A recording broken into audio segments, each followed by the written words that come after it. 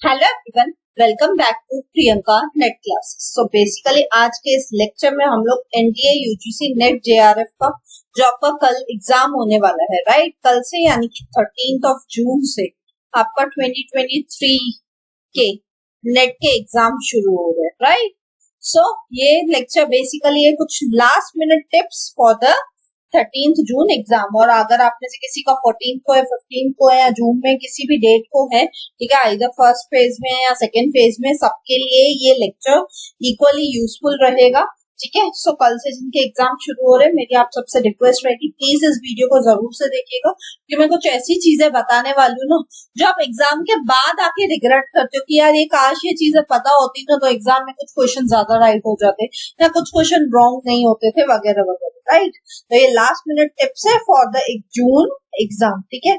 आप सभी लोग जो भी जून में एग्जाम दे रहे हैं उनके लिए लास्ट मिनट टिप्स, ठीक है।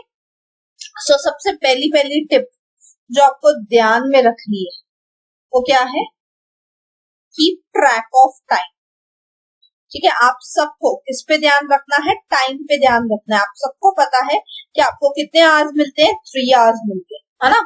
और टोटल कितने क्वेश्चंस होते हैं आपके पास, 100 क्वेश्चंस, 50 क्वेश्चंस पेपर 1 के और 100 क्वेश्चंस पेपर 2 के, है ना।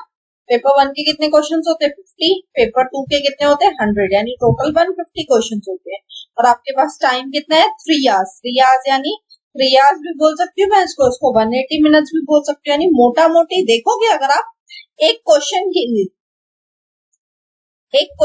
लिए आपके पास कितना मिनट है, एक ही मिनट है ना। 150 क्वेश्चन करने हैं, 180 मिनट्स है, यानी ऑलमोस्ट अगर मैं पकड़ूं तो एक क्वेश्चन के लिए मेरे पास कितने मिनट्स है, 1 मिनट ही अवेलेबल है। तो मेरी आप सबसे रिक्वेस्ट रहेगी जब आप एग्जाम को स्टार्ट करते हैं, जैसे एग्जाम स्टार्ट होता है उसी टाइम से जो क्वेश्चन आता जाता है प्लीज उसको अटेम्प्ट कीजिए और ध्यान रखिएगा कि 1 मिनट से ज्यादा आप किसी भी क्वेश्चन पे टाइम नहीं लेंगे। एक क्वेश्चन को आप 1 मिनट ही टाइम देंगे, एक्सेप्ट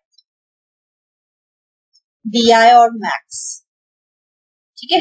क्यों, क्योंकि डीआई और मैथ्स को सॉल्व करते करते 1 मिनट से ज्यादा लग जाता है ना। तो आप क्या करेंगे, जो एक्स्ट्रा देखिए 150 क्वेश्चन है और यहाँ पे कितने हैं, 180 मिनट्स है ना। तो एक्स्ट्रा जो 30 मिनट्स है वो किसके लिए साइड किए मैंने, वो साइड किए कि डीआई और मैथ्स में आपको कुछ टाइम लगेगा। प्लस आपको क्या लगता है कि कभी कभी कुछ क्वेश्चन आपने बाद में एंड में करने के लिए सोचे होते हैं कि मैं इसको एंड में एक बार चेक करूंगा फिर से, तो ऐसे ही चीजों के लिए आप 30 मिनट साइड पे रखें। अदरवाइज आप नॉर्मली जो मैथ्स और डीआई को छोड़ के जितने भी क्वेश्चन है उसमें आपके 1 मिनट में एक क्वेश्चन होना ही चाहिए। मैं हमेशा ये चीज देखती हूँ, इवन मैंने खुद ने भी ये चीज एक्सपीरियंस की थी एग्जाम के टाइम पे, कि जब एग्जाम आता है ना तो इतना हम लोग धीरे धीरे आराम से स्टार्ट करते हैं एग्जाम को। स्टार्टिंग में तो एकदम आराम से करते हैं पेपर, क्यों, क्योंकि स्टार्टिंग में हमको लगता नहीं कि टाइम ज्यादा हो रहा है, लेकिन जैसे जैसे थोड़ा एग्जाम हो जाएगा ना, 1 घंटा हो जाएगा ना, फिर आपकी घंटी बजती कि नहीं भाई टाइम तो जा रहा है हमारे हाथ से, राइट।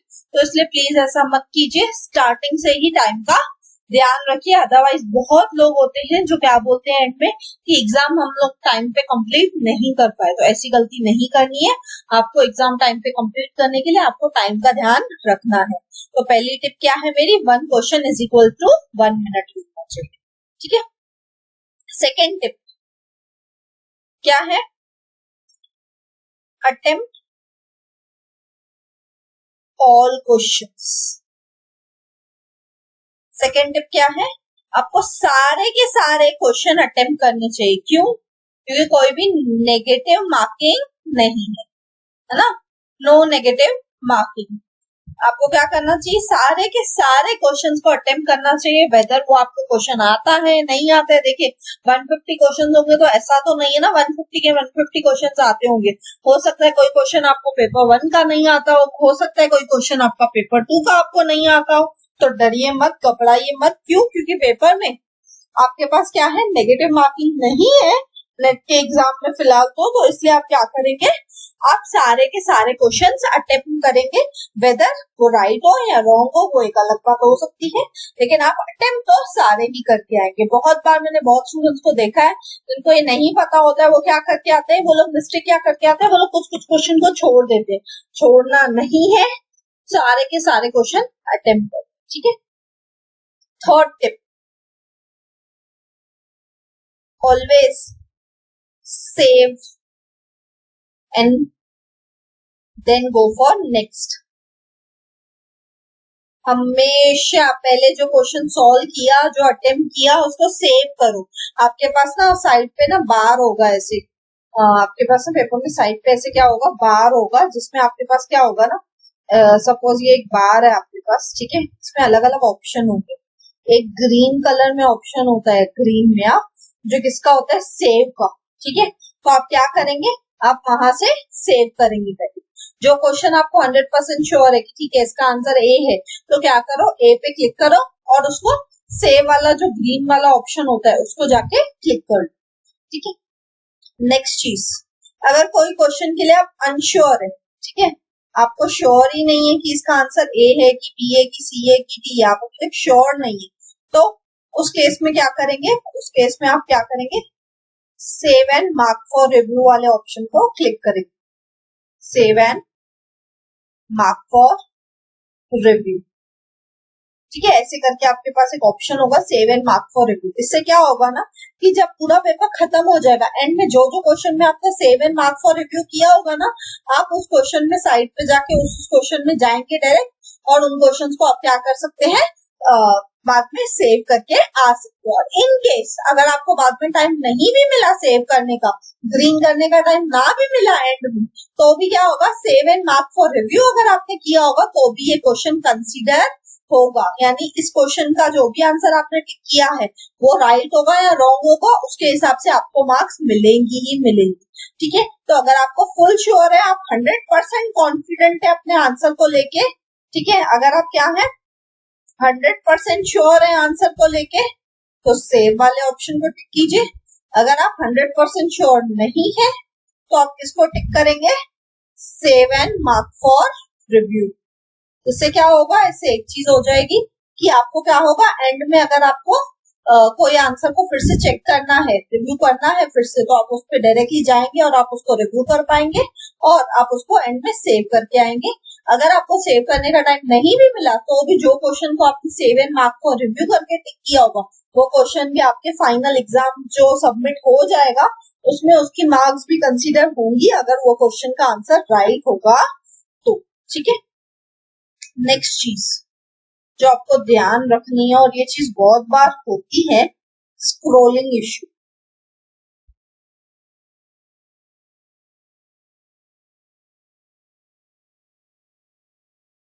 स्पेशली ये कहाँ पे आता है, ये स्क्रोलिंग इश्यू आता है आपका आरसी रीडिंग कॉम्प्रीहेंशन में, आपको हमेशा स्क्रोलिंग इश्यू फेस करने को मिलेगा। क्यों, क्योंकि पैसेज बहुत बड़ा होता है और नीचे नीचे जाके किधर क्वेश्चन होता है ना। तो मैं क्या करती थी ना, मैंने इसका एक बहुत अच्छा जुगाड़ लगा लिया था। मैं क्या करती थी ना, जो भी कीवर्ड्स होते हैं ना आपके क्वेश्चन के, जो भी कीवर्ड्स हैं विथ ऑप्शंस, आप अपनी रफ शीट पे लिख के रख दो पहले से ही, और फिर जाके पैसेज में ढूंढना शुरू करो। इससे क्या होगा ना, आपको बार बार स्क्रॉल नहीं करना पड़ेगा पैसेज को, पैसेज एक ही पेज पे आपके पास सामने अवेलेबल है, और आपके पास जो आपका रफ पेज है जिसमें आपको मैथ्स दिया है ये सब सॉल्व करने के लिए, वहां पे आपको रफ पेज मिलेगा ना, तो रफ पेज पे आप क्या कर लो, वो क्वेश्चन के कीवर्ड्स लिख लो और उसके ऑप्शंस लिख लो सारे ABCD करके, और फटाफट लिखना, एकदम में से बोलते ना बकवास हैंड राइटिंग में लिखना, बट ऐसे लिखना जो सिर्फ आपको समझ में आए। उससे क्या होगा, कम से कम आपके पास स्क्रीन पे सामने पूरा का पूरा आरसी पड़ा है, पैसेज पड़ा है, और आपकी जो रफ शीट है, जो पेपर है आपके हाथ में, उस पे आपके पास क्वेश्चन भी है और उसको ऑप्शन भी है। तो उससे क्या होगा, आपको बार बार स्क्रोलिंग इशू फेस नहीं करना पड़ेगा, ठीक है। तो ये आपकी 5th टिप है, ठीक है। नेक्स्ट टिप क्या है, नेक्स्ट टिप बहुत ही सिंपल है और बहुत ही स्ट्रेट फॉरवर्ड टिप है, जो मैंने हमेशा एक्सपीरियंस खुद ने भी की थी। तो क्या है कि कई बार ना आप रॉन्ग ऑप्शंस को मार्क कर जाते,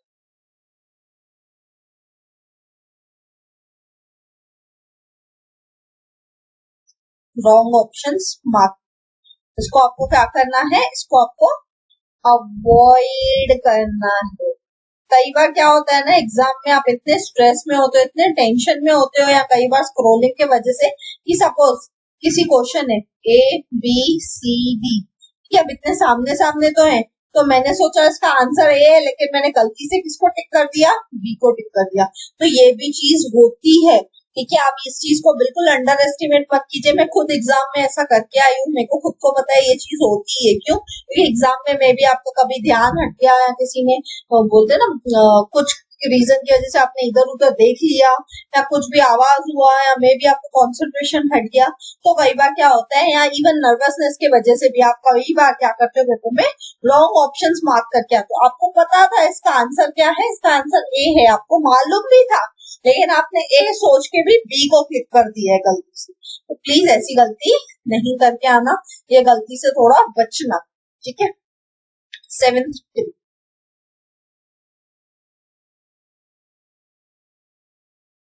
कीप योरसेल्फ कूल एंड काम। एग्जाम में जा रहे हो, प्लीज एकदम काम होके जाइए। आपका शिफ्ट 1 में एग्जाम है अर्ली मॉर्निंग, या शिफ्ट 2 में एग्जाम है, प्लीज खुद को शांति से रख के जाइए। अभी जो भी आपको पढ़ना है आज शाम तक, मे बी 6-7 बजे तक, 8 बजे तक, या maybe max to max 9-10 बजे तक पढ़ लीजिए, बस खत्म हो गया। उसके बाद मेहरबानी करके अपने बुक्स तो आप लेके ही मत जाइए, और प्लस आप वहां पे जाके ज्यादा किसी से बात मत कीजिए। क्योंकि क्या होता है ना, कई बार एज ए स्टूडेंट जब हम लोग बातें करते हैं ना इधर उधर, तो फिर कोई पर्सन ने अगर कुछ नेगेटिव बोल दिया तो वो नेगेटिविटी हमें बहुत अफेक्ट करके जाती है, राइट। तो इसलिए गलती से भी ये सब चीजें नहीं करनी है, एकदम शांति से जाइए, चुपचाप अपने गाने वाने सुन लीजिए। आप अपने मोबाइल में अपने गाने सुनेंगे तो कोई आपको डिस्टर्ब नहीं करेगा, राइट। तो अब मैं तो क्या करती थी, मैं एग्जाम से पहले क्या करती थी, मेरी तो आदत थी कि मैं 9-10 बजे, सपोज मेरा कल सुबह को 9 बजे एग्जाम है, तो मैं क्या करूंगी, आज रात को 10 बजे मस्त जो भी लास्ट पढ़ना था, जो भी करना था, जो भी रिवीजन करनी थी, वो 10 बजे तक करके आराम से खा पी के नॉर्मल जैसे मेरे को सोना है मैं सो जाती थी। एंड सुबह को उठ के रेडी होके मैं क्या करती थी, सेंटर पे जैसे ही मैं पहुंच गई तब से मैं गाने सुनना शुरू कर देती थी। तो उससे क्या होगा, आप इधर उधर आजू बाजू में किसी से बात भी नहीं करोगे, तो वो नेगेटिविटी कहीं से आएगी नहीं, प्लस आप काम भी हो जाओगे। क्यों? क्योंकि म्यूजिक आपको कहीं ना कहीं रिलैक्स कर देता है, राइट। तो ये चीज आपके लिए बहुत इंपॉर्टेंट है। नेक्स्ट चीज, एडमिट कार्ड याद से लेके जाइएगा, है ना। प्लस पेन याद से लेके जाइएगा, प्लस पानी याद से लेके जाइएगा, प्लस आपका आईडी प्रूफ याद से लेके जाइएगा, ठीक है, जो भी आपसे मांगा है, ठीक है। और एक और चीज, ठीक है, आपको क्या ध्यान रखना है, एडमिट कार्ड, अपने पास एक पेन लेके जाना। क्यों? क्योंकि क्या होगा, जब आपको रफ पेपर मिलेगा तो आप मैथ्स डीआई सॉल्व कैसे करोगे, आरसी सॉल्व कैसे करोगे, उसके लिए आपको जो भी अगर कुछ लिखना है उस पेज पे तो आपको पेन तो वहां पे चाहिए ही, राइट। और पानी की बोतल कैरी करना, जब भी आपको पेपर में इन बिटवीन लगे ना कि आपको स्ट्रेस फील हो रहा है, हल्का सा मे बी एक सिप पानी, एक सिप बोलते हैं ना, पानी पी लीजिएगा, आपका कहीं ना कहीं वो टेंशन डाउन हो जाएगा, ठीक है। और अपना आईडी प्रूफ भी लिख जाइएगा, ठीक है। आई होप ये चीजें आपको क्लियर, ठीक है। बड़े आगे मैं रख करूं इसमें से कुछ, ताकि मैं आगे बाकी चीजों को लिख सकूं, है ना। मैं ऊपर की कुछ चीजें रख कर देती हूँ ताकि मैं बाकी चीजें यहाँ पे लिख सकूं। नेक्स्ट स्टेप क्या है, नेक्स्ट स्टेप बहुत ही सिंपल है मेरी, बट ये बहुत ही यूजफुल टिप है, ठीक है। वो क्या है कि जब आप एग्जाम में जाते हो तो प्लीज आप पहले ही आज ही देख लो आपका रिपोर्टिंग टाइम क्या क्या देखना है आपको। आपको आपके एडमिट कार्ड पे रिपोर्टिंग टाइम देखना है अपना अच्छे से, ठीक है। आपको क्या देखना है, आपको अपने एडमिट कार्ड पे रिपोर्टिंग टाइम देखना है, ठीक है। आपका रिपोर्टिंग टाइम क्या है, reach there before reporting time.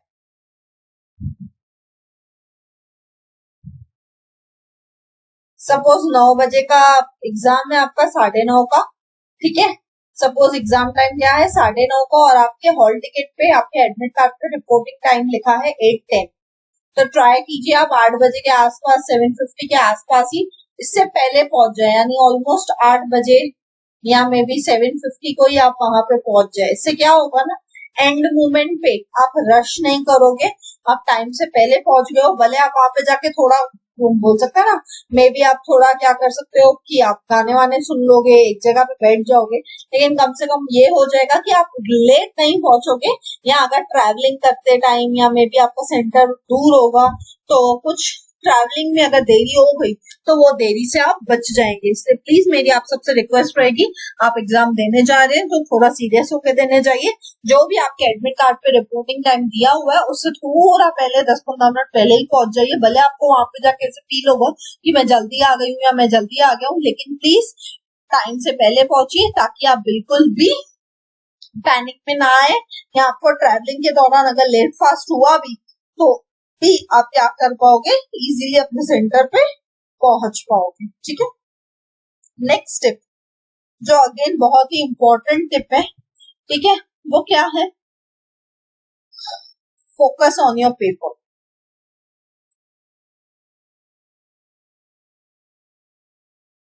कई बार मैंने देखा एग्जाम में, जब मैं नेट सेट के एग्जाम देने गई थी, मुझे याद है लोग बार बार ना इधर उधर आजू बाजू के अपने कंप्यूटर्स पे देखते रहते हैं। अरे भाई नहीं देखना है, अपने पेपर में देखो।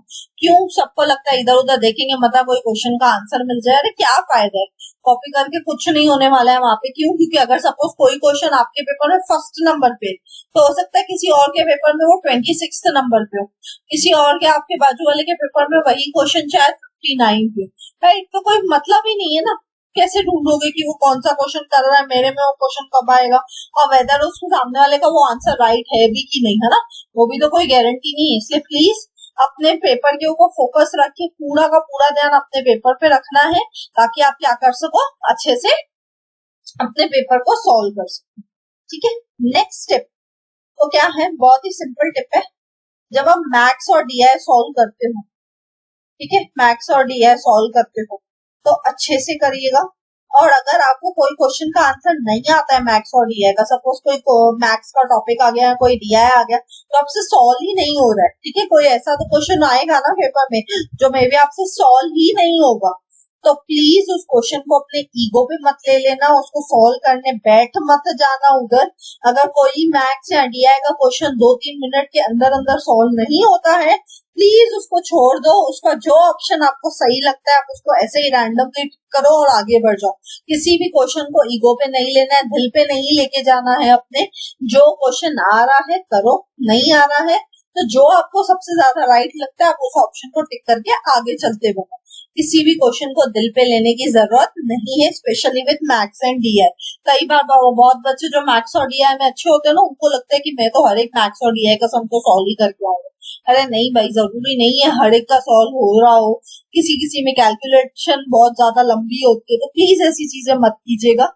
जितना हो सके दिल पे मत लीजिए क्वेश्चन। आता है 2-3 मिनट में अगर मैथ्स और डीआई का एक क्वेश्चन सॉल्व होता है, वेल एंड गुड। नहीं होता है तो जो अच्छा लगे उसको टिक करके आगे बढ़ जाओ। ठीक है, नेक्स्ट टिप, नेक्स्ट टिप क्या है, अगर कोई भी क्वेश्चन आता है थियरी बेस्ड, ठीक है, थियरी बेस्ड कोई क्वेश्चन आ रहा है, उसको भी प्लीज अपने ईगो पे मत ले लेना गलती से भी।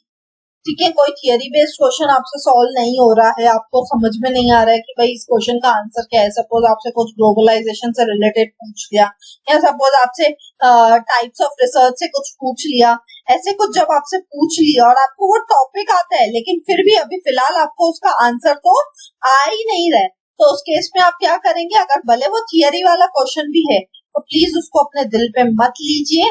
नहीं आ रहा है, जो आपको ऑप्शन राइट लगता है 1 मिनट के अंदर अंदर आप उसको टिक कीजिए और आगे बढ़ जाइए। प्लीज वहां पे रुकना नहीं, ठीक है, उसको दिल पे अपने लेना नहीं। ठीक है, नेक्स्ट स्टेप क्या है, नेक्स्ट स्टेप बहुत ही सिंपल है बट बहुत ही यूजफुल है आपके लिए, कि जब आपने पूरा पेपर खत्म कर दिया, ठीक है, अब मे बी किसी के पास 5 मिनट पड़े होते हैं, किसी के पास 10 मिनट पड़े होते हैं, किसी के पास 15-20 मिनट पड़े होते हैं, तो जो भी आपके पास लेफ्ट ओवर टाइम है, अगर आप में से किसी के पास भी लेफ्ट ओवर टाइम बचता है तो उसमें आप क्या करेंगे, उसमें आप ये जो आपने किया था ना save and mark for review, ठीक है, इन क्वेश्चंस पे जाके डायरेक्टली क्लिक करेंगे।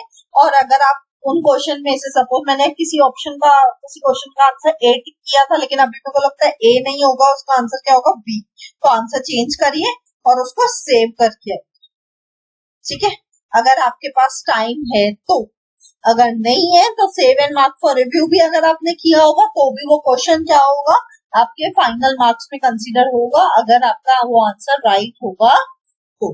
ठीक है, and last and final tip, बहुत ही सिंपल बट बहुत ही यूजफुल टिप है, जो मैं अपने टाइम पे एग्जाम्स के टाइम पे बहुत करती थी और मेरे को इससे ना पर्सनली बहुत बेनिफिट मिलता था। वो क्या था कि प्लीज अपने बुक्स को एग्जाम से 10-12 घंटे पहले ही छोड़ दीजिए, कम से कम।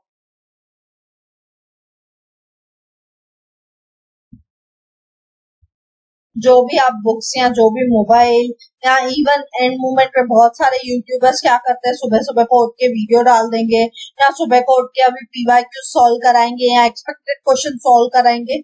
प्लीज इन सब चक्करों में मत पड़िए। बुक से आपका मोबाइल फोन में आप जितने भी यूट्यूबर्स को भी इवन फॉलो करते हैं, किसी का कोई वीडियो नहीं देखना है, कुछ नहीं देखना है, एंड मोमेंट पे कुछ नहीं पढ़ना है। 10-12 घंटे पहले अपने एग्जाम टाइम के प्लीज बुक्स और अपने मोबाइल में जो पढ़ाई की चीजें उसको प्लीज छोड़ दीजिए। चुपचाप बैठिए, अपने गाने सुनिए, अपना नॉर्मली रूटीन जैसे होता है आप रेडी वेडी हो जाइए एंड उसके हिसाब से आप एग्जाम में जाइए। उससे क्या होगा ना, आप जैसे सोचते हैं प्रेशर कुकर कैसे होता है, प्रेशर कुकर में जब अब बन भी जाता है खाना तो कभी का तभी क्या उसको खोल के खा लेते हो क्या? नहीं, प्रेशर कुकर में जो अंदर एयर होती है आप उसको रिलीज होने देते हो, उसको पूरा खत्म होने देते हो प्रेशर कुकर से, राइट। उसी तरह अपने दिमाग में इतना कुछ भर के रखा है इतने टाइम से, इतना पढ़ रहे थे आप, और अभी आप सडनली एग्जाम से थोड़ा टाइम पहले वो प्रेशर कुकर के जैसे मत बन जाइए। उसको थोड़ी स्पेस तो दीजिए, इतना जो पढ़ा है उसको थोड़ा रिलीज होने के लिए फ्री तो कीजिए। इसलिए प्लीज मेरी आप सबसे रिक्वेस्ट रहेगी, कोई वीडियो कोई बुक्स नहीं लेने हैं, कुछ नहीं पढ़ना है, जो है छोड़ दो और आगे बढ़ जाओ, ठीक है। हाँ, एक चीज हो सकती है, अगर आपका किसी का मॉर्निंग शिफ्ट में है तो ठीक है, लेकिन अगर किसी का आफ्टरनून शिफ्ट में है एग्जाम, स्पेशली अगर कॉमर्स वॉमर्स के अगर आप स्टूडेंट है, दिन का मॉर्निंग में भी आफ्टरनून में भी, तो अगर आप सपोज आफ्टरनून वाले स्टूडेंट है तो उस केस में क्या हो सकता है ना, मॉर्निंग में जो क्वेश्चन आए थे, कोई कोई उठ के यूट्यूबर्स वीडियो बना देंगे, ये क्वेश्चन आया था, वो क्वेश्चन आया था। अरे बनाना उन क्वेश्चंस को, उन वीडियोस को भी देखना बंद करो, चुपचाप अपना एग्जाम में जाओ और एग्जाम देखिए, राइट। और एंड मोमेंट पे क्या नया बताएंगे, वो वही बताएंगे, इस टॉपिक से क्वेश्चन आया था, उस टॉपिक से क्वेश्चन आया था। अरे वो तो हमें पहले से ही पता है ना इंपॉर्टेंट टॉपिक्स कौन से और कहाँ से क्वेश्चन आते हैं, राइट। इसलिए प्लीज मेरी आपसे रिक्वेस्ट रहेगी, वेदर आपका एग्जाम मॉर्निंग शिफ्ट में कि आफ्टरनून शिफ्ट में, अपने बुक्स, अपने कंप्यूटर्स और लैपटॉप्स या इवन आपके मोबाइल्स में भी सब नोटिफिकेशंस बंद कर दो यूट्यूबर्स की। जो लास्ट आपको पढ़ना था उसके बाद ये सब छोड़, ठीक है। आई होप ये चीजें क्लियर है। ये कुछ टिप्स एंड ट्रिक्स थी जो आपको एग्जाम में बहुत यूजफुल रहेंगी अगर आप इनको यूज सही से करेंगे, ठीक है। सो thank you, all the best आप सबको कल के एग्जाम के लिए, कल से लेके 22 तक जिन जिन के एग्जाम है आप सभी को ऑल द बेस्ट, ठीक है। अच्छे से एग्जाम दीजिए, आराम से जाके देके आइए, कुछ ज्यादा सोचिए मत, एग्जाम हो गया उसके बाद मैं एक वीडियो आपके लिए बना दूंगी कि नेक्स्ट क्या करना है, बट फिलहाल के लिए आराम से अपना एग्जाम दीजिए, ज्यादा कुछ सोचना नहीं है, राइट। और इन चीजों का ध्यान रखिएगा बिकॉज एग्जाम के टाइम पे ये चीजें आपको बहुत यूजफुल रहेगी, right. So thank you, all the very best, take care, bye bye. और प्लीज ये वीडियो को अपने ज्यादा से ज्यादा फ्रेंड्स के साथ भी शेयर कीजिएगा बिकॉज एंड मोमेंट पे ये टिप्स बहुत काम आती है, राइट। सो ज्यादा से ज्यादा अपने फ्रेंड्स के साथ भी शेयर कीजिएगा एंड अगर आपको ये टिप्स सच्ची में यूजफुल लगी है तो प्लीज इस वीडियो को लाइक एंड सब्सक्राइब कर दीजिएगा, चैनल को सब्सक्राइब कर दीजिएगा, right. So thank you, see you all in the next lecture, till then take care, bye bye.